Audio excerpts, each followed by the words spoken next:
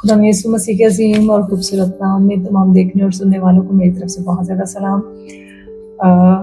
जैसा कि पिछले सेशन में हमने ये सीखा था कि हमारे अल्फाज के अंदर ताकत है और पावर ऑफ वर्ड्स के ऊपर हम सीख रहे हैं, तो आज हम पार्ट सेकंड में जाएंगे। और बाइबल मुकद्दस की ये बहुत ही मशहूर कहानी है। दो भाइयों का जिक्र आप सब ने पढ़ा होगा, यकूब और ईसो का। ये ऐसे किरदार हैं जो हम संडे स्कूल टाइम से सीखते आते हैं इनके बारे में। आज हम थोड़ा सा डिटेल, इससे पहले कि मैं इस टॉपिक को डिस्कस करूं, चंद एक जरूरी बातें आपसे कहना चाहती हूँ। पहली चीज ये कि जब हम बाइबल मुकद्दस में से किसी भी आयत को, किसी भी हवाले को लेते हैं, तो या कोई भी आयत जो उस दिन हमारी जरूरत होती है, तो खुदा के कलाम में इतनी कुदरत है। और खुदा जब हमें देख रहा होता है कि हम उसकी प्रेजेंस में, हम भूखे हैं उसके कलाम के लिए, उसकी रास्तबाजी के लिए, तो उसके कलाम में इतनी ताकत है कि एक ही आयत से खुदा बिलियंस टाइम हमसे बात कर सकता है, हमारी जरूरत के मुताबिक वो उसमें से बात कर सकता है। लेकिन उसके लिए हमें खुदा के पाकरू की मदद की जरूरत है, और इसलिए खुदा ने यीशु से कहा था, मैं तुम्हें मददगार भेजूंगा। इसका मतलब है कि खुदा के कलाम को समझने के लिए हमें पाकरू जो बहुत ही बेस्ट हेल्पर दिया गया। जब हम इसको पढ़ रहे होते हैं, तो अगरचे हमें ये पता होता है ये चीज हमारी जरूरत है, खुदा का कलाम हमारी जरूरत के मुताबिक है, तो भी हम बाइबल की डॉक्ट्रिन के ऊपर किसी भी तरह से अपनी जरूरत को उसके ऊपर मुसल्लत नहीं कर सकते। प्लीज इस बात को बड़ा ध्यान दीजिएगा। हम बाइबल की डॉक्ट्रिन को खराब नहीं कर सकते, हम कोई भी इसमें से कंट्राडिक्शन क्रिएट नहीं कर सकते, क्योंकि बाइबल मुकद्दस की चीजों को समझने के लिए ऐसा नहीं कि हम एक आयत को लेकर तो उसके ऊपर बहस करते हैं। हमें पूरे कॉन्टेक्स्ट को समझना है, उस पूरी स्टोरी को देखना है कि कहाँ पर, किस मौके पर, किस सेटअप में ये बात कही गई, क्यों कही गई, या इसका जो सियाको सबाक है वो क्या है। इन बातों के ऊपर ध्यान देना बहुत ज्यादा जरूरी होता है। और इसी वजह से बहुत बार जो इंसान है ना, वो धोखा खा जाते हैं। ठीक है, मुझे बहुत अच्छा लगता है जब खुदा यीशु मसीह के पास 40 दिन के उस सफर के दौरान में, बियाबानी सफर के दौरान में शैतान आया, इब्लीस खुदा यीशु मसीह का आज़माने मारने के लिए आया। तो बाइबल मुकद्दस में लिखा है कि जब उसने कहा, अगर तू खुदा का बेटा है तो इस पत्थर से कह के ये रोटी बन जाए। तो पहली चीज कि इब्लीस को भी ये पता था कि वो खुदा का बेटा है। उसकी रीजन यह है कि जब यीशु मसीह ने बपतिस्मा लिया, तो लिखा है कि आसमान उसके लिए खुल गया और आसमान से ये आवाज आई कि देखो ये मेरा प्यारा बेटा है जिसे मैं खुश हूँ। तो अगर इंसानों ने वो आवाज सुनी थी, मुकद्दस यूहन्ना बाज़गी ने वो सुनी थी, तो डेफिनेटली शैतान ने भी वो आवाज सुनी थी। मुद्दा ये नहीं था कि उसको पता नहीं था कि ये खुदा का बेटा, लेकिन वो उस टाइम में वो उसको चैलेंज कर रहा था। यीशु मसीह को पता था कि इसको कैसे आंसर करना, तो यीशु मसीह ने कहा कि लिखा है। खुदा यीशु मसीह ने उस टाइम में रिटर्न वर्ड को यूज किया। अब रिटर्न वर्ड के अगेंस्ट कभी भी इब्लीस खड़ा नहीं रह सकता। आपको इस बात पर बड़ा ध्यान है। आपके विजन्स को तोड़ मरोड़ के पेश कर सकता है, आपके ड्रीम्स में वो आपको कंफ्यूज कर सकता है, मल्टीपल चीजों में वो आपको कंफ्यूज कर सकता है। लेकिन जब आप रिटर्न वर्ड को with the power of the Holi spirit, आप इसको कॉन्टेक्स्ट में रहकर पढ़ते हो, देखते हो, समझते हो, खुदा की विजडम के साथ चलते हो, कभी भी आप इब्लीस से धोखा नहीं खा सकते। आपको पता है यीशु मसीह ने जब उसको कलाम में से हवाला दिया, तो इब्लीस ने कलाम को ट्विस्ट करने का ट्राई किया। हम इस वाक्य को एक दफा पढ़ लेते हैं ताकि हमारी ईमान को ताजगी मिल सके। देखिए, उस वक्त रूह यीशु को जंगल में ले गया ताकि इब्लीस से आजमाया जाए, और 40 दिन और 40 रात फाका करके आखिर को उसे भूख लगी, और आजमाने वाले ने पास आकर उससे कहा, अगर तू खुदा का बेटा है तो फरमा के ये पत्थर रोटियां बन जाएं। उसने जवाब में कहा, लिखा है कि आदमी सिर्फ रोटी ही से जीता ना रहेगा, बल्कि हर बात से जो खुदा के मुंह से निकलती है। पहली बात हमें यहाँ पर ये सीखनी है कि जब भी हमारे अगेंस्ट कोई टेम्पटेशन आती है, खराब हालात आते हैं, सिचुएशन आती है, तो क्या हम दुनियावी तौर से उसको डील कर रहे होते हैं, दुनियावी ही जो स्ट्रेटजीज है, स्कीम्स है, प्लानिंग्स है, वैसे कर रहे हैं? अगर तो वैसे कर रहे हैं तो हो सकता है 10% आप कामयाब हो जाएं, 10% आप सक्सेसफुल हो जाएं, हो सकता है, बट उसमें यकीन दहानी नहीं है। लेकिन जब आप रिटर्न वर्ड के साथ उन सिचुएशंस को डील करते हैं, उन सिचुएशंस को, उन तूफानों के अंदर घुस जाते हैं खुदा के कलाम को लेकर, तो आप 100% विक्ट्री को लेकर आते हैं। 100% आप विक्ट्री को पाते ही पाते हैं। And this is my personal experience कि खुदा का कलाम जो है वो काम करता है। अब यीशु मसीह ने वहां पर ये नहीं कहा कि हाँ ठीक है, तू शैतान यहाँ से निकल, मुझे जब भूख लगेगी मैं बना लूंगा पत्थर को रोटी, क्योंकि मेरे पास तो मौजज़ात की कुदरत है, मेरे पास तो शिफा की कुदरत। नो, उन्होंने कोई उसके साथ बहस की नहीं। कहते हैं शैतान, लिखा है कि आदमी सिर्फ रोटी से जीता नहीं रहेगा बल्कि खुदा के कलाम से। ऐसा नहीं कि रोटी खानी जरूरी नहीं, यीशु मसीह ने कहा सिर्फ उससे जीता नहीं, दैट मींस वो जरूरी है, हमारी फिजिकल बॉडी के लिए जरूरी है, लेकिन जब बात हमारी प्रायोरिटीज की होती है, तरजीहात की होती है, तो फिर हमें ध्यान देना है कि खुदा का कलाम हमारी सबसे पहली तरजीह है या निचले दर्जे पे हमने इसको रखा है। क्या जब हमारी जिंदगी में मसाइल आते हैं तो सबसे पहले हम फोन की तरफ भागते हैं, दोस्तों की तरफ भागते हैं, काउंसलर्स की तरफ भागते हैं, या अपने मतलब कहाँ पर भागते हैं? या फिर हमारी फर्स्ट प्रायोरिटी ये होती है कि मेरी ये सिचुएशन के अकॉर्डिंग खुदा का कलाम क्या कहता है, खुदा का पाकरू क्या कहता है। सो जब हम पाकरू से मदद के लिए भागते हैं तो डेफिनेटली उसके पास, अगर हमारे पास थाउजेंड एंड थाउजेंड्स प्रॉब्लम होंगे ना, तो उसके पास उससे भी ज्यादा सोल्यूशन होंगे। आमीन। सो खुदा यीशु मसीह ने उससे कहा कि बल्कि हर बात से जो खुदा के मुंह से निकलती है। तब इब्लीस उसे मुकद्दस शहर में ले गया और हैकल के कुंगरे पर खड़ा करके उससे कहा, अगर तू खुदा का बेटा है तो अपने तई नीचे गिरा। अब देखिए, एक ही चीज को आप जब बार बार हिट कर, क्योंकि आपको पता होता है कि किस बंदे का कौन सा वीक पॉइंट है ना, उसको भी पता था यीशु मसीह का दुनिया में तो कोई ऐसा, मतलब वो आए थे एक पर्पस के लिए आए थे, कोई भी कनेक्शन नहीं था ऐसा जहां से वो हिट कर सकता उनको कि अच्छा अगर फलां तेरा दोस्त है, तुझे उस दोस्त की कसम, तुझे फलां की कसम, तो ऐसा करना थी।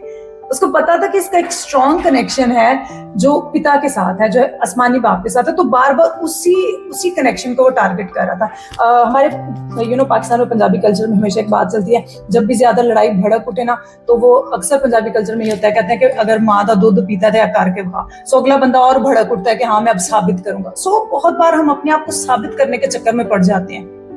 भाई अगर आप सही हो तो साबित करने की जरूरत नहीं है, खुद आपको साबित करवा देगा लोगों के ऊपर। सो यीशु मसीह के पास भी ऑप्शन इब्लीस लेकर यही आया, और उसकी वही स्कीम्स हैं। वो अदन से लेकर, बागी अदन से लेकर, वहां से लेकर अब तक उसकी एक ही स्कीम है। वो आपके इमोशंस के साथ छेड़छाड़ करता है, वो आपके कनेक्शंस के साथ छेड़छाड़ करता है, वो आपकी फीलिंग्स के साथ। और उसका सबसे बड़ा जो मतलब उसकी स्कीम है वो ये है कि वो फरेब देता है, धोखा देता है, आपको झूठ बोलता है। So he is a father of liars. और उसके पास कुछ नहीं है, उसके पास कोई हथियार नहीं कि वो आपको खत्म कर सके, आपको नाश कर सके, आपको तबाह, कुछ भी नहीं है। वो सिर्फ झूठ लेकर आता है, फरेब लेकर आता है, आपके इमोशंस के साथ, आपकी फीलिंग्स के साथ छेड़छाड़ करता है। और अगर आप उन चीजों के ऊपर, अपनी सोल के ऊपर वर्क करने में मैच्योर हो चुके हो, खुदा के कलाम के सामने आप सरेंडर कर चुके हो, खुदा के सामने आप झुक चुके हो कि नहीं खुदा मतलब मेरी नहीं बल्कि तेरी मर्जी पूरी हो, तो फिर इब्लीस की जरूरत नहीं कि आपकी जिंदगी के अंदर किसी भी तरह से खराबियां लेकर आ सके। सो यहाँ पर खुदा यीशु मसीह बयान करते हैं, जब उसने दोबारा से वही बात की तो लिखा अब शैतान की जो मजे की, मुझे उसकी मतलब इतनी मजे की मुझे ये चीज लगती है जब मैं इसको मेडिटेट करती हूँ कि यीशु मसीह ने कहा लिखा है, तो शैतान ने भी उस लिखे हुए को चुराने की कोशिश की। और बहुत बार बिलीवर्स यहाँ पर धोखा खा जाते हैं। क्या होता है, जब वो किसी सिचुएशन में फंसे हुए हैं ना, तो उनको कोई आकर ये कह रहा होता है कि नहीं हाँ हम खुदा के लोग हैं, शायद हम इसलिए ज्यादा दुख में पड़े हैं, खुदा के लोग हैं इसलिए हमारे ऊपर ज्यादा मुसीबतें आती हैं, हाँ शायद हमने दुआ ज्यादा करनी शुरू कर दिया तो मुसीबतों ने हमारे घर देख लिया, तो वो विक्टिम हो जाते हैं, वो उस चुंगल में फंस जाते हैं। सो बी केयरफुल। अब इब्लीस ने देखा कि अच्छा इसने रिटर्न वर्ड का हवाला दिया, तो उसने उस चीज को ट्विस्ट करने की कोशिश की। कहते हैं हाँ ये लिखा है कि तेरी बाबत वो अपने फरिश्तों को हुक्म देगा कि तेरी, अब उसने भी ज़बूर के अंदर लिखा, ज़बूर 91 में ये लिखा हुआ है कि तेरी बाबत वो अपने फरिश्तों। सो दैट मींस कि इब्लीस को भी कलाम का पता है। सो इब्लीस में और हम में जो खुदा के लोग हैं, हम में फर्क क्या है कि वो सिर्फ जानता है कलाम के बारे में, हम कलाम को मानते हैं। वो जानता है, उसको भी पता है बाइबल में क्या क्या लिखा है, कहां पर क्या क्या लिखा है, उसको भी पता है। इसलिए उसने यीशु मसीह को कहा कि तेरी बाबत वो अपने फरिश्तों को भेजेगा। सो यीशु मसीह भी अपने आप को प्रूव अगर करना चाहते उस टाइम में, तो कह सकते थे कि हाँ ठीक है मैं ऊपर से छलांग लगाता हूँ, डेफिनेटली एंजल्स आ जाएंगे मुझे कैच करने के लिए, मुझे पकड़ने के लिए फरिश्ते आ जाएंगे। बहुत बार ऐसी जगह हैं जहां पर हमें चुप रहना सीखना है। हर बार खुद को प्रूव करने की कोशिश मत करें। अगर सचमुच में आप खुदावन से प्यार करते हैं, खुदा के कलाम के मुताबिक जिंदगी जीना चाहते हैं, तो हर रोज अपने आप को सुबह जब उठते हैं सबसे पहले आपकी तरजीह खुदा का कलाम होनी चाहिए। खुदा को कहें, खुदा जितने भी आज के दिन के लिए मेरी लाइफ के चैलेंजेस है, मेरी जॉब प्लेस है, वर्क प्लेस है, बिजनेस है, कहीं पर भी मैं जा रहा हूँ, खुदा मुझे विजडम देना कि मैं हर एक चीज को तेरे कलाम के अकॉर्डिंगली हल कर सकूं। सो मान लें कि आपके जिस्म में कुछ अलामतें उठी, तो आपको लगा कि ओके ओके, आपने टेस्ट करवाया, डॉक्टर के पास गए, आपकी मेडिकल रिपोर्ट आई और वहां पर लिखा कि आपको डायबिटीज हो गई है या हेपेटाइटिस है या कुछ भी, कोई भी ऐसी बीमारी जो आपको लगता है कि इसका तो कोई इलाज नहीं है या देर तक चलेगी, ज्यादातर इसकी मेडिसिन खानी पड़ेंगी, ऐसी कोई भी चीज। सो इब्लीस आपको क्या झूठ देगा कि नहीं, अब तू तो सारी जिंदगी दवाइयां खाते हुए मरेगा, तुझे तो एंड तक मेडिसिन ही खानी पड़ेगी। सो उसने आपको झूठ दिया।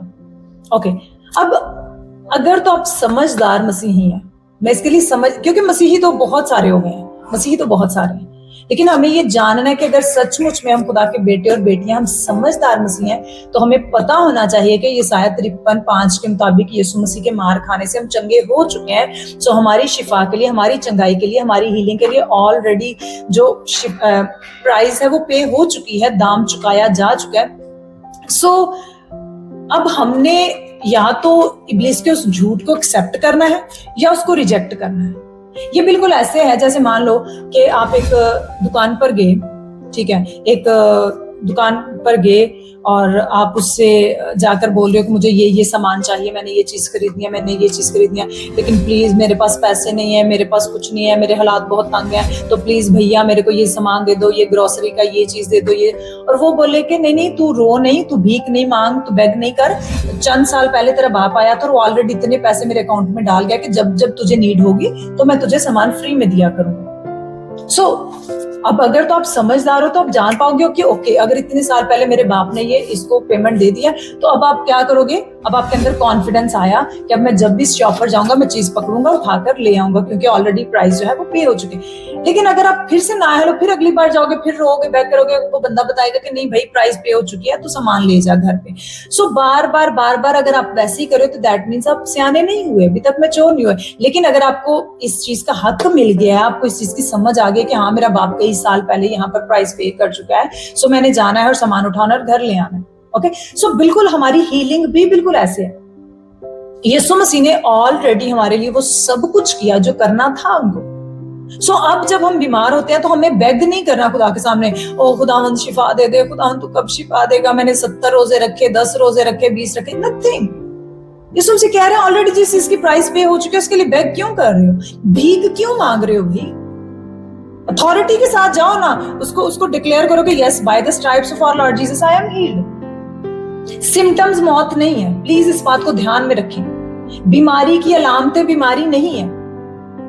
इब्लीस आपके जिस्म के साथ छेड़छाड़ कर सकता है, आपके इमोशंस के साथ छेड़छाड़ कर, आपकी चीजों के साथ वो छेड़छाड़ कर सकता है। अगर आप कलाम में जड़ नहीं पकड़े अभी तक, वो कर सकता है, लेकिन आप पर डिपेंड करता है कि आप उसको एक्सेप्ट करते हो या रिजेक्ट करते हो। मान ले मैं आपको अपनी एग्जांपल देती हूँ कि अभी अगरचे मैं कलाम सिखाती हूँ, मैं खुदावंद में इस चीज को समझ गई हूँ, जान चुकी, लेकिन बहुत बार ऐसा होता है जब मैं बहुत थक जाती हूँ, बहुत काम करती हूँ, मिनिस्ट्री का काम करते हैं, घर के काम करते हैं, कुछ भी ऐसा है, बहुत बार फीवर आ जाता है और हमने इससे पहले कि हम आपको सिखाएं, हम खुद से उसको शुरू करते हैं। फीवर आ गया बॉडी में, अब मेरे पास एक ऑप्शन है कि मैं पैनाडोल खा सकती हूँ, क्योंकि मुझे पता है कि ऐसा थोड़ी है कि अगर पैनाडोल खाने से मेरा ईमान खतरे में थोड़ी आ जाएगा। मुझे पता है कि यस, खुदा यीशु के लहू बहाने से मैं शिफा पा चुकी हूँ और मेडिसिन खुदा की तरफ से एक अच्छा सोर्स है। खुदा ने डॉक्टर्स को हिकमत दी, खुदा ने उनको विजडम दी, उन्होंने मेडिसिन दुनिया में मतलब इस तरह से वो काम कर रहे हैं, डॉक्टर्स खिदमत कर रहे हैं, आई अप्रिशिएट दैट। लेकिन मुझे ये पता है कि अगर मुझे मेरे फेथ में कैंसर को जड़ से उखाड़ना है ना, तो मुझे बुखार से और नजले जुकाम से शुरू करना पड़ेगा, क्योंकि अगर नजले जुकाम के लिए मेरा फेथ 0 है ना, तो फिर कैंसर के लिए तो बिल्कुल ही माइनस हो जाएगा ना, क्योंकि उसके लिए तो ये सोचूं कितनी भयानक बीमारी है, ये तो बिल्कुल खत्म नहीं होगी। सो हम क्या होता है, छोटी छोटी चीजों से प्रैक्टिस करते हैं और वही प्रैक्टिस हम आपको सिखाते हैं। सो मैं क्या करती हूँ, जब मान ले बुखार आया और बहुत ज्यादा थक जाते, तो वर्ड ऑफ गॉड को लिया, डिक्लेयर किया, body you are the temple of the precious holy spirit, जिस्म तो रूहुल कुद्स का मकदस है, बीमारी तो इस जिस्म में इल्लीगल है, बीमारी के सारे सिम्टम्स तुम इस बॉडी के अंदर इल्लीगल हो, तुम्हारा कोई राइट नहीं है। सो उखड़ जाओ यीशु के नाम में, क्योंकि यीशु के मार खाने से हम पूरी शिफा पा चुके हैं, या यीशु के मार खाने से मैंने पूरी शिफा पा लिया। अब मैंने ये बोल दिया, उसके बाद मेरा नेक्स्ट प्रोसेस क्या है कि मुझे वेट करना है। और मान लो कि अगर फिर से माथा तप रहा है और सर में दर्द हो रहा है, मैं बोलूं नहीं अभी सही नहीं हो, लगता है पैनाडोल खानी पड़ेगी, दैट मींस आप डाउट में हो। बाइबल मुकद्दस में लिखा, यीशु मसीह ने कहा जैसा तेरा ईमान है वैसे ही तेरे साथ हो। अगर आप किसी चीज में अगर नहीं पैनाडोल खानी ही पड़ेगी या ये प्रॉब्लम, मैं फिर से प्लीज मेरी बात को अंडरस्टैंड कीजिएगा। बहुत बार लोग अब इस चीज के एकदम से ऐसे हो जाते हैं कि नहीं कि हाँ जी हमने दवाइयां खानी नहीं है। मैं इसके अगेंस्ट नहीं। अगर आपका फेथ ये है कि आप मेडिसिन खाकर हील हो सकते हो तो आप खा लो, लेकिन अगर आप ऑलरेडी इस पर इतनी जड़ पकड़ चुके हो कि शैतान तो मुझे ना तो मार सकता है ना हरा सकता है, सो मैंने जब यहाँ पर खड़ा हूं तो मुझे दुनिया की कोई ताकत खुदा के कलाम से हिला नहीं सकती, हटा नहीं सकती। जब आप उस पोजीशन में आ जाते हो फिर आप अपने फेथ के साथ वो उसको एक्सपीरियंस कर सकते हो। लेकिन अगर आप बाकी चीजों में मतलब अपनी ही मर्जी से जी रहे हो, आप एक सरेंडर्ड लाइफ नहीं जीते हो, खुदा के कलाम को समझ कर नहीं जी पा रहे हो, और एक पॉइंट आपने सुना टिकटॉक पर शॉर्ट्स देख लिया या वीडियो देख ली यूट्यूब से कि हाँ ठीक है बस ठीक है यीशु के मार खाने से मैं शिफा पा चुका हूँ, और प्रेयरलेस लाइफ है, ठीक है मतलब दुआया जिंदगी बिल्कुल भी नहीं है, कलाम जिंदगी में बिल्कुल नहीं, और इस चीज को दिमाग में बिठा लिया और कल को आप बीमार हुए, ज्यादा पड़े और उसके बाद मर गए, तो लोग क्या करेंगे, मजाक उड़ाएंगे ना आपका। क्यों? क्योंकि आपने एक बेवकूफाना हरकत की। लेकिन अगर सचमुच में आप यीशु के लहू पर यकीन कर चुके हो, और जितना ज्यादा आप मेडिसिन पर यकीन करते हो उससे बढ़कर 100 गुना अगर आप यीशु के लहू पर यकीन कर रहे हो, और आपको पता है अभी तक भी सिम्टम्स है और कंटिन्यूसली फिर आप उसको डांट रहे हो, आप उसको बोल रहे हो और फेथ कर रहे हो कि नहीं खुदावंद I will never take any medicine. आपको पता है मैंने जिंदगी के कम से कम 25-26 से भी ज्यादा साल शायद मेडिसिन के सहारे में जिंदा रही हूं। मैं कभी भी मेडिसिन को डिनाई नहीं करती, प्लीज मेरे हार्ट को समझिएगा। मैं कभी भी मेडिसिन के अगेंस्ट नहीं हूँ, डॉक्टर्स के अगेंस्ट नहीं हूँ, ड्रिप के किसी भी मेडिकल ट्रीटमेंट के मैं अगेंस्ट नहीं हूँ। लेकिन हु हैज द फाइनल से? यहोवा हैज द फाइनल से।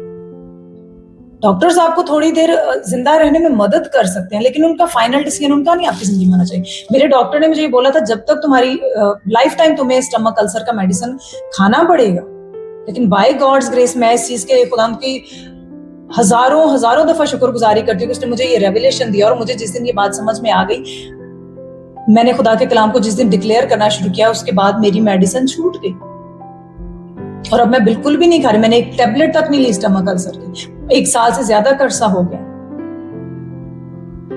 लेकिन उसके पीछे ऐसा नहीं है कि मैंने मेडिसिन भी छोड़ दी और कुछ उसके अलावा भी नहीं किया। आपको पता है दुनिया में 2 काम होते हैं कि ये करना है और ये नहीं करना। सो 2 चीजें। अब मैंने मेडिसिन तो छोड़ी थी, लेकिन उसके बाद मुझे फिर कुछ मेडिसिन से ऊपर वाली हिस्से को अपनाना था ना, कुछ उससे भी उत्तम लेना था जो प्रॉपर हील करे। तो मैंने क्या किया, मैंने वर्ड ऑफ गॉड को लिया, मैंने खुदा के कलाम को लिया, मैंने उसका चुनाव किया, और जब मैंने उसको बोलना शुरू किया बहुत बार सिम्टम्स आए, बहुत बार अलामतें आई, बहुत बार वो सब कुछ उठा अगेन एंड अगेन। 1 वीक में 2 बार 3 बार वो चीजें हुई। दिमाग में यही चलता था कि अगर सेहत बिगड़ गई कौन संभालेगा, कौन देखभाल करेगा, कौन क्या करेगा।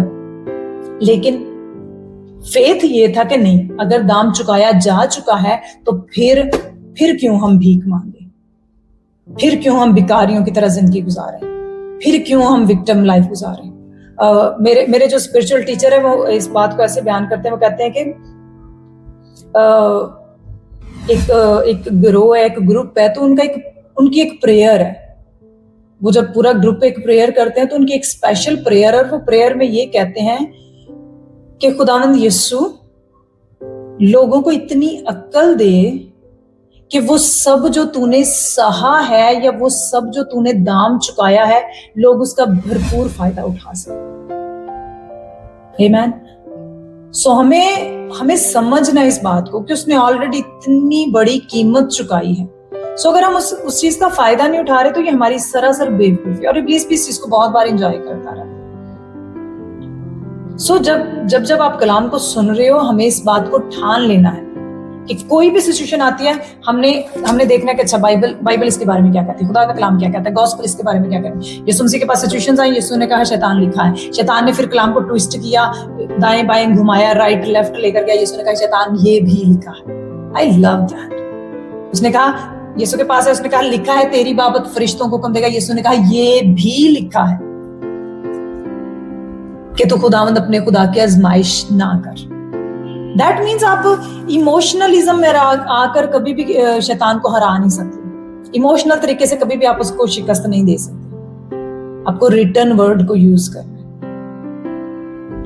एक वक्त में आपके दिमाग में हजारों सवाल उठ सकते हैं, हजारों जंगें चल सकते हैं। मैं आपको सच में बता रही हूँ, मैंने हार्ट डिसऑर्डर का जब मुझे प्रॉब्लम था, मैं मल्टी टाइम इस चीज को मैंने जब फेस किया, और बहुत बार ऐसा होता था कि रात के 2 बजे, 2:30 बजे, 3 बजे मेरी हार्ट बीट ऐसी हो जाती थी कि शायद जैसे स्कूल की घंटी बजती है, बेल बजती है, उससे भी ज्यादा मेरी आवाज मेरे डायरेक्टली कानों तक सुनाई देती थी, इतना। लेकिन क्या था, मेरे पास ऑप्शन थी कि या तो मैं ये यकीन कर लूं कि मुझे हार्ट अटैक आ जाएगा, मैं मर जाऊंगी, तो या फिर मुझे ये पता था कि कुछ भी हो, ये बीमारी मुझे हरा नहीं सकती, ये बीमारी मुझे मार नहीं सकती। सो इब्लीस अपने हाथ उठा, अपना नापाक असर उठा, बीमारी अपना सर उठा और निकल, क्योंकि मेरा बदन यीशु मसीह का मकदस है। सबसे पहले आपको अपनी जिस्मानी शिफा पाने के लिए जो सबसे मेन बात है वो आपको याद रखनी है लाइफ टाइम, कि क्या इस बात की श्योरिटी है कि आपका जिस्म यीशु मसीह का मकदस है।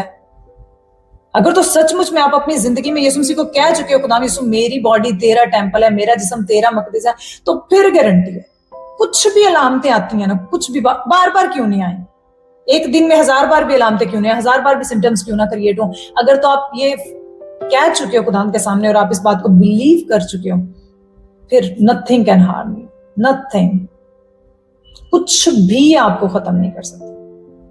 मैं अभी एक सिस्टर का मुझे कॉल आया, तो मुझे कहती हैं इन्हीं सीरीज के अंदर वो बात हो रही थी, तो मुझे कहते हैं कि सिस्टर मैं ना, मेरा हार्ट का बहुत इशू है और मेरी तबीयत इतनी रात को बिगड़ गई, तो मैं सोच रही थी कि मैंने डिक्लेरेशंस भी की हैं, मैंने घोषणा भी की है, इकरारनामे पढ़े हैं, तो खुदा के कलाम को बोल भी रही हूँ, तो फिर भी देखो मेरी इतनी सेहत खराब होगी। तो मैंने कहा सिस्टर मेरी बात ध्यान से सुने।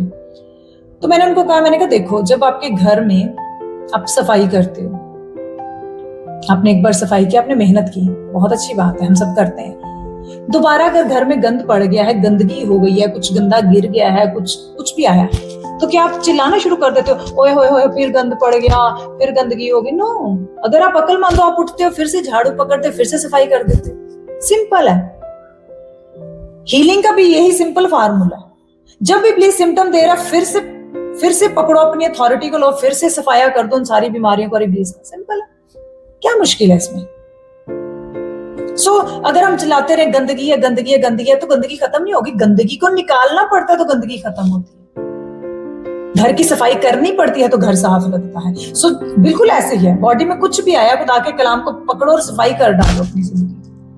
फिर से अगर सिम्टम्स आते हैं, फिर से गंद पड़ता है, फिर से कोई चीजें आती हैं, मौसमी असरात आ गए, वायरल डिसीजेस आ गई, फ्लू आ गया, कफ आ गई, कुछ भी आया, फिर से सफाया कर दो उस चीज का।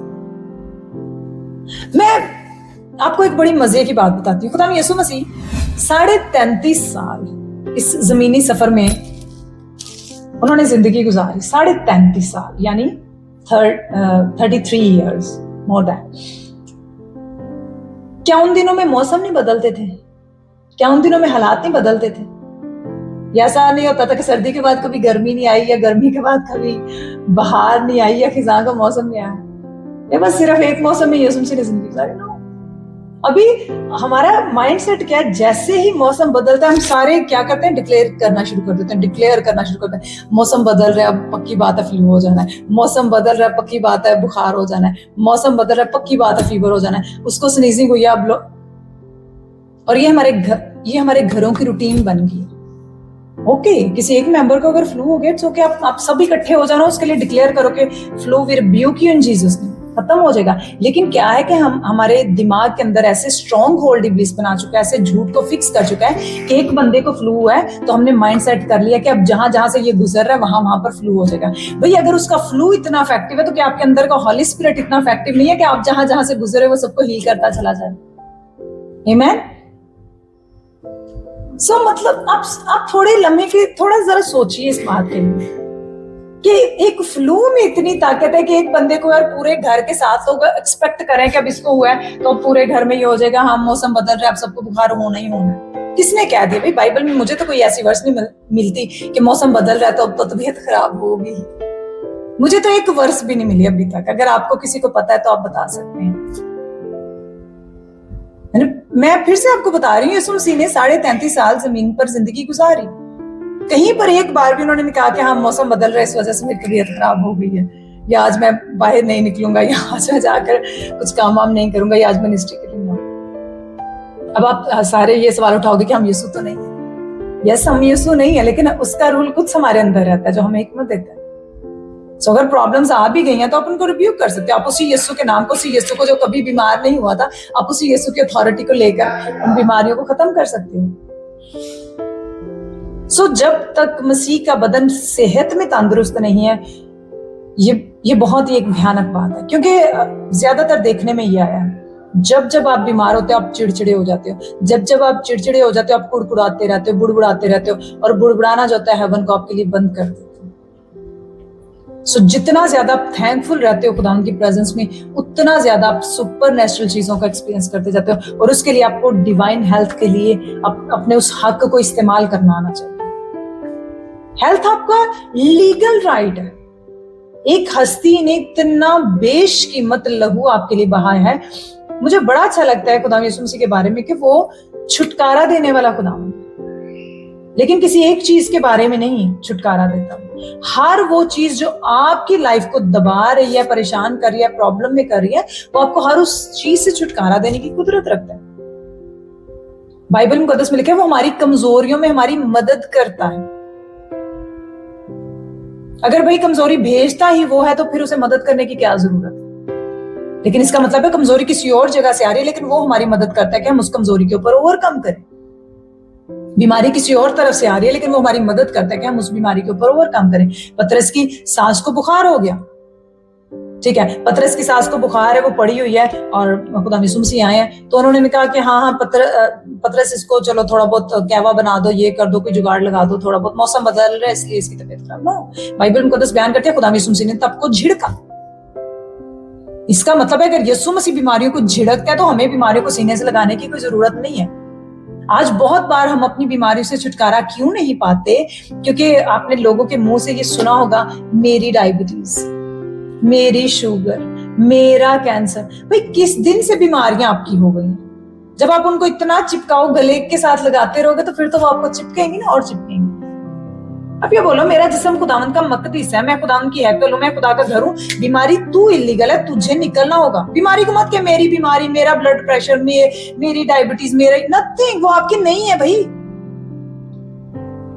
वो आपके दुश्मन की तरफ से, वो इब्लीस की तरफ से भेजी गई है, ताकि जब आप उसको एक्सेप्ट करें तो धीरे धीरे करके खुदा का टेम्पल जो है वो बर्बाद होता जाए। खुदा का मकदीस जो आपका बदन खुदा का टेम्पल है, ये बर्बाद होता होता खत्म हो जाए।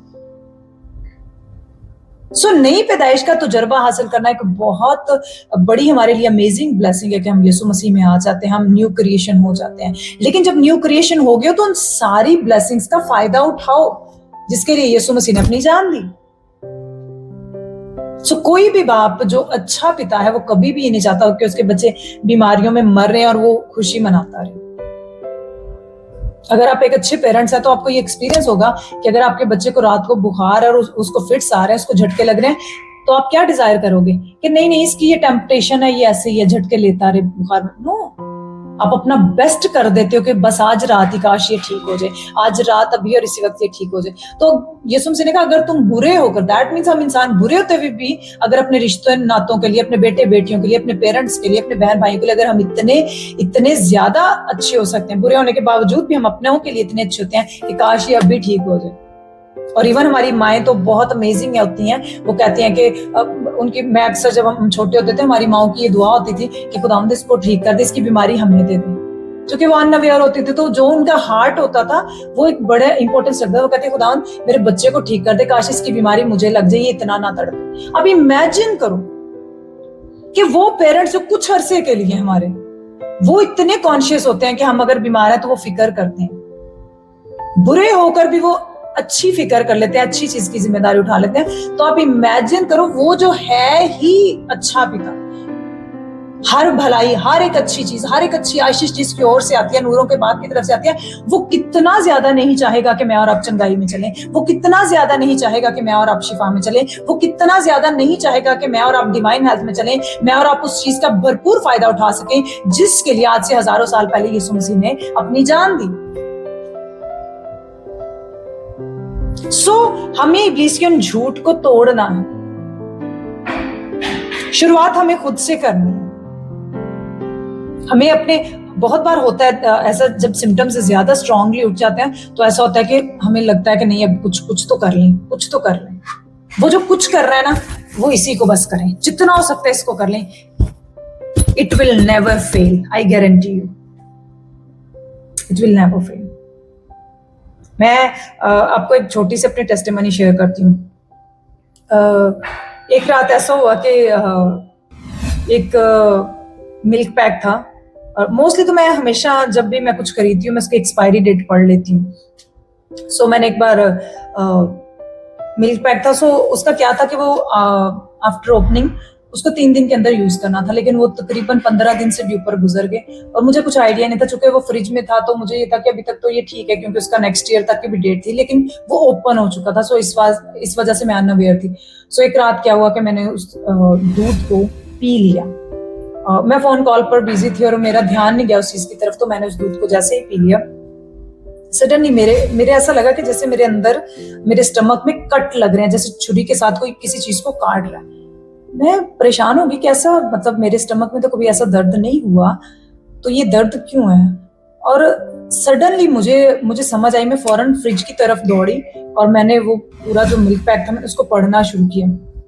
सबसे पहले मैं उसकी एक्सपायरी डेट पर गई, मैंने उसको पढ़ा, तो मैंने कहा एक्सपायरी डेट तो उसकी भी है, लेकिन साथ में मैंने ये पढ़ा कि आफ्टर ओपनिंग दिस आपको उसको 3 डेज में यूज करना था, जबकि वो 15 दिन से भी ऊपर का चला गया था। सो क्या हुआ, वो इतना पॉइजनस हो चुका था कि वो जैसे ही मैंने पिया मेरी हालत एकदम से बिगड़ गई। और मेरे पास उस टाइम में मेरे रूम में कोई अवेलेबल भी नहीं था, और जिन लोगों में मैं थी उनको मैं बताना नहीं चाहती थी अपनी वो प्रॉब्लम। सो मैंने सडनली वो होता दर्द, मतलब मेरी कैफियत ऐसी खराब हो गई कि मुझे सचमुच में मैं पूरा घूमना शुरू हो गई, मेरी तबीयत इतना खराब होना शुरू हो गई कि मुझे लगा कुछ गड़बड़ हो गई है। और अगर वैसी सिचुएशन में मैं अगर पहले के दौर में होती तो शायद मैं यही करती कि स्पीड से किसी को कॉल करती, हॉस्पिटल जाते, एडमिट होते, ड्रिप्स लगवाते और उस पॉइजन को खत्म करते। लेकिन चूंकि मैंने एक चीज सीखी थी और मैं चाहती थी कि मैं जो कल को आप लोगों को सिखाऊं पहले मैं उसका खुद एक्सपीरियंस करूं। सो मैंने क्या किया, मैंने खुदा से एक बात की, मैंने कहा खुदा, मैं जानती हूँ आप मुझसे अभी भी प्यार करते हैं, मैं जानती हूँ मेरा बदन अभी भी आपका मकदस है, मैंने इन लोगों में से किसी को नहीं कहना जो आपको जानते नहीं, आपको मानते नहीं, इनके सामने मैंने किसी के सामने जिक्र नहीं करना कि मैं ऐसी चीज में से गुजर रही हूँ। सो मैं सडनली मेरे माइंड में पाकरू ने वर्ड दिया, ल्यूक 10:19। अब बिलीव करें 2 आवर्स तक मैंने उसको डिक्लेयर करती कि अब क्या है, मतलब स्टमक में कंटिन्यूअसली, मतलब ऐसे था जैसे कोई चीज कट रही है अंदर से। सो कंटिन्यूअसली मैं साथ में सादा पानी में पिए जा रही हूँ, मेरा गला बिल्कुल ड्राई होना शुरू हो गया और मैं साथ में सादा पानी पिए जा रही हूँ, बट मेरे माउथ में से इतनी स्मेल आना शुरू हो गई कि मुझे पता था कि वो पॉइजन अंदर फैल रहा है, but I was continuously declaring, I tread upon serpents and scorpions. So खुदा ने सुन कहा, देखो मैंने तुमको इख्तियार दिया कि सांप और बिच्छों को कुचलो, दुश्मन की सारी कुदरत पर गालिब आओ, ठीक है, और तुमको हरगिज किसी चीज से जरर ना पहुंचेगा। सो मैंने क्या किया, मैंने इस आयत को अपने लिए बाय फेथ रिसीव किया। मैंने कहा nothing shall harm me, nothing shall harm me, it is written in the word of God, nothing shall harm me. So I was continuously meditating and declaring the word of God, continuously. और 2 घंटे मैं उस चीज से जूझ रही थी, 2 घंटे मैं उस चीज को बर्दाश्त कर रही थी। और पता है उस टाइम में मैंने एक चीज सीखी। बहुत बार जब आप डॉक्टर्स के पास जाते हो क्या होता है कि कभी कभी आपको स्लिप लेने के लिए खड़े होते होते घंटा लग जाता है, कभी कभी आपका नंबर आते हुए आपको डॉक्टर का एमबीबीएस का वेट करते करते 1 आवर से ज्यादा का आपको गुजर जाता है, लेकिन आप वो कर लेते हो क्योंकि आपका माइंड सेट हो चुका है, आपका बिलीफ सिस्टम वहां पे सेट है कि अब हम हॉस्पिटल तक पहुंच गए तो अब हम बच जाए। सो क्या हम खुदा के कलाम को उससे ऊपर का दर्जा नहीं दे सकते कि कोई बात नहीं, अगर 2 घंटे गुजर गए तो क्या हुआ, 3 घंटे गुजर गए तो क्या हुआ, एमबीबीएस काम कर रहा है मेरी लाइफ के ऊपर। अगर सच में आप खुदा यीशु मसीह के लहू को अपना एमबीबीएस मानते हो तो फिर आपको वेट करना है ना कि ओके एमबीबीएस काम कर रहा है, भाई मेरा प्रोसेस शुरू हो चुका है, मैं जैसे वर्ड ऑफ गॉड को डिक्लेयर कर रहा हूँ मेरा प्रोसेस शुरू हो चुका है। फिर जब तक वो सह रहे हैं तब तक भी वेट करते रहे। आपको पता है जब हम हॉस्पिटल्स में बहुत बार होते हैं तो ऑक्सीजन सिलेंडर लगा होता है, ऑक्सीजन लगी होती है, कोई डॉक्टर ड्रिप दे रहा है, कोई कुछ कर रहा है, उस टाइम में हम हील तो नहीं होते, लेकिन हमारा एक बिलीव सिस्टम होता है, हमारे प्यारों का जो बाहर खड़े होते हैं उनका बिलीव सिस्टम होता है कि प्रोसेस चल रहा है। सो जब आप वर्ड ऑफ गॉड पे खड़े होते हो तो इससे भी ज्यादा बिलीव के साथ खड़े हो कि जब मैं इसको बोल रहा हूं तो इसके नेचर में फेल होना नहीं है, वर्ड ऑफ गॉड फेल हो ही नहीं सकता। सो जब इसमें ये लिखा है तो ये मेरे लिए पूरा होकर रहेगा। 1 घंटा, 2 घंटा, 3 घंटा, जब तक आपको उस चीज का रिजल्ट नहीं मिल जाता तब तक आप उसको डिक्लेयर करते हो। और आपको ऐसा करना पड़े। सो मैंने क्या किया, मैं 2 घंटे गुजर गए, मैं इसको करते जा रही, मैं इस लॉन्ग स्टोरी शॉर्ट कर रही हूँ। सो मैंने इसको करते ही कंटिन्यूसली, मैं चूंकि पानी बहुत ज्यादा मैं पी रही थी, सो मुझे कंटिन्यूसली मैं वॉशरूम में जा रही थी, फिर वहां से मुझे पता था ये डिफिकल्ट मोमेंट है। इब्लीस बार बार मेरे साथ झूठ बोल रहा था, मेरे दिमाग में कंटिन्यूसली डाउट्स आना शुरू हो गए कि अगर मैं इधर कमरे में ही मर गई, बेहोश होकर गिर गई, तो कौन यहाँ से बाहर निकालेगा, कौन उठाएगा। ठीक है, तो वो सारे डाउट्स जब मेरे दिमाग में आना शुरू हुए, तो जब आप कलाम में जड़ पकड़ चुके हैं ना, तो आपको पता है कि उन डाउट्स के जो वॉल्स है उसको कैसे गिराना है। सो कंटिन्यूसली मैं डिक्लेयर करती कि after 2 hours I was completely delivered from all kind of pain. So ऐसा नहीं कि हम आपको कोई किस्से कहानियां या कुछ ऐसी चीजें सुना रहे, नो। मैं लास्ट टाइम भी एक हमने वीडियो रिकॉर्ड की, तो उसमें मैंने बोला था अगर आपका बिलीफ सिस्टम यह है कि आप मेडिसिन खाकर हील हो सकते हो, तो आप खाओ। वो कोई गुनाह नहीं है, वो कोई जुर्म नहीं है। डॉक्टर्स के पास जाना, मेडिकल ट्रीटमेंट करवाना कोई जुर्म नहीं है। लेकिन अगर आप डिवाइन हेल्थ में चलना चाहते हो, एक मजबूत सेहत में जीना चाहते हो, तो फिर आपको वायलेंट फेथ अपनाना पड़ेगा। और शुरू आपको चाहे फ्लू हो, फीवर हो, वहीं से शुरू करना पड़ेगा। थोड़े थोड़े फेथ को आप एक्सपीरियंस करते करते फिर लाइफ में कोई भी बड़ा पहाड़ भी होगा, आप उसको उखाड़ोगे और उस पहाड़ को उखड़ना पड़ेगा यीशु के नाम में। क्योंकि यीशु मसीह ने कहा था अगर तू पहाड़ से गई, यीशु मसीह ने ये नहीं कहा था तुम मुझसे दुआ करना मैं पहाड़ों को उखाड़ूंगा, नहीं। यीशु ने कहा मैं अपनी अथॉरिटी तुम्हें देता हूं और अब तुम पहाड़ों को कहोगे तो वो उखड़ जाएंगे तुम्हारे कहने से। सो आपकी लाइफ में कुछ भी आता है, आप उसको उखाड़ना शुरू करें यीशु के नाम में। सो जब आप इसी बाब की अगली आयतों को पढ़ते हो, मुकद्दस मत्ती रसूल का इंजीली बयान उसका 4था बाब और उसकी आयत नंबर 23 में लिखा है, और यीशु तमाम गलील में फिरता रहा और उनके इबादत खानों में तालीम देता और बादशाही की खुशखबरी की मुनादी करता और लोगों की हर तरह की बीमारी और हर तरह की कमजोरी को दूर करता रहा। कैसे हम इल्जाम लगा सकते हैं कि हमारी ये बीमारी खुदा की तरफ से है, हमारी ये कमजोरी खुदा की तरफ, भाई जो खुदा की मर्जी, जब चाहेगा चंगा कर देगा। नो, वो जब मसलूब होने से पहले, सलीबी मुकाम पर जाने से पहले वो खुद जाता, गली गली फिर रहा था, शहरों में जा रहा था, गलियों में जा रहा था, बाजारों में जा रहा था, इबादत खानों में जा रहा था, वो लोगों को उनकी बाइबल मैंने ये बात नहीं की, मैंने आपको पहले क्या, आप कुछ भी सुनते हैं आप उसको वेरीफाई करो बाइबल से, आप उसको खुद देखो, खुद पढ़ो कि क्या ये बातें इसी तरह हैं। सो लिखा है कि वो जाता, सबसे पहला काम क्या करता, वो तालीम देता। सो इसका मतलब है सबसे पहले हमें इस चीज का नॉलेज होना जरूरी है। उसके बाद लिखा है कि वो खुदा की बादशाही की मुनादी करता। तीसरा काम लिखा है कि वो लोगों को हर तरह की बीमारी और हर तरह की कमजोरी से आजाद करता रहा। इसका मतलब है खुदा की कभी भी ये मर्जी नहीं है कि हम बीमारियों में जिए। इसका मतलब यह है कि खुदा की कभी भी मर्जी नहीं है कि हम कमजोरियों में जिए। इसका मतलब यह खुदा की कभी भी मर्जी नहीं है कि हम कठिनाइयों में जिए, हम कसम पुरसी की जिंदगी जिए, हम विक्टिम की जिंदगी जिए। नो, वो सलीबी मुकाम पर जाने से पहले लिखा है खुद जाता, खुद लोगों तक पहुंचता, लोग उस तक आ जाते, वो सबको चंगा करता रहा। लेकिन जब वो आसमान पर उठाए गए, उन्होंने कहा कि मैं अपना इख्तियार तुम्हें देता हूं। सो अब तो जरूरत भी नहीं है, गलियों बाजारों में शिफा ढूंढने की जरूरत भी नहीं। मेरे जो स्पिरिचुअल टीचर है हमेशा ये बात कहते हैं कि अगर रात के 2 बजे 3 बजे आपको सर दर्द उठता है या पेट में दर्द उठता है, तो कौन से क्रूसेड में जाओगे, कौन से प्रॉफिट को कॉल करोगे, किस अपोस्टल के पास जाओगे? नो, आपका मुंह आपका एक बहुत बड़ा प्रॉफिट है, इसको यूज करो। जिंदगी और मौत जुबान के काबू में है, जो इसे दोस्त रखते हैं इसका फल खाते हैं। लेकिन अगर आपकी जुबान उस चीज में सीख नहीं पाई तो फिर मुश्किल है। फिर जब मुश्किल आएगी, तो जब उस समय में प्रॉब्लम आएगी, तो फिर आप हार जाओगे। लेकिन अगर आप पहले से एक ट्रेंड सोल्जर हो, तो आपको पता है कि प्रॉब्लम आई, इट्स ओके, आपको पता है कि इस मसले को कैसे हल करना।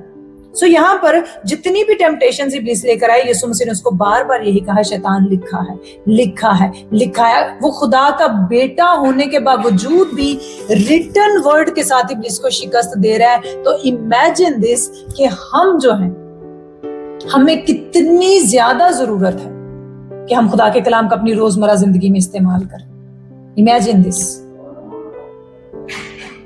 सो जब हम खुदा के कलाम को इस्तेमाल करते हैं तो ये रिजल्ट लेकर आता है।